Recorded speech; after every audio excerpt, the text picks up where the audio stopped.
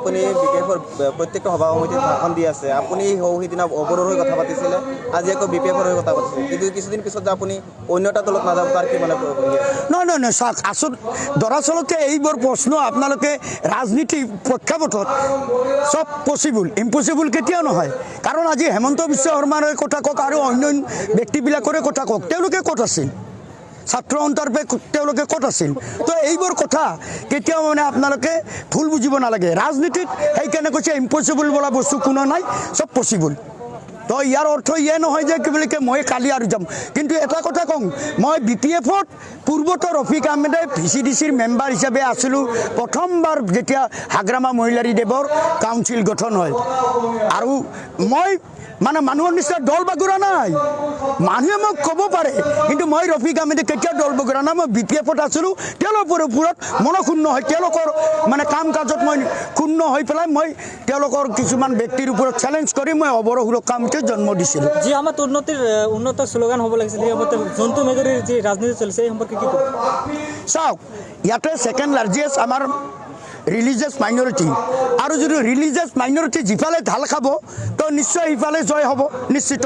তো আৰু BTADত সমগ্ৰ BTADতে আপোনালোকে নিশ্চয় চেনেলৰ মাধ্যমেদি বা আপোনালোকে নিজে প্ৰত্যক্ষ কৰি পাইছে যে BTADত ছেকেণ্ড লাৰ্জেষ্ট ৰিলিজিয়াছ মাইনৰিটি, তাৰপিছত ফাৰ্ষ্ট পপুলেশ্যন হ'ল বড়ো ভাইসকলৰ। গতিকে এই দুটা কাষ্ট কমিউনিটিৰ লগত যিটো বেংগলী, ৰাজবংশী, হিন্দীভাষী, নেপালীভাষী ইত্যাদি ইত্যাদি সকলোৱে যদি লগ লাগি যদি আমি থাকোঁ, তেতিয়াহ'লে নিশ্চয় আমাৰ BTADখন শক্তিশালী হৈ ৰূপত হ'ব। ইতিমধ্যে প্ৰশ্ন উত্থাপিত হৈছে, যি সময়ত পৰিৱৰ্তন আৰু উন্নয়নৰ কথা কৈছে বা দুৰ্নীতি ভ্ৰষ্টাচাৰৰ কথা কৈছে বিপিএফৰ মাজত, তাৰ মাজতে আপোনালোকক দেখিবলৈ পোৱা গৈছে বিকল্প ধৰণে আপুনি ছিংগাৰ, নাচনী বিভিন্ন ধৰণৰ লৈ আহিছে। এই প্ৰসংগত কি কয়, মানে ছিংগাৰৰ মানে কি উঠিছে?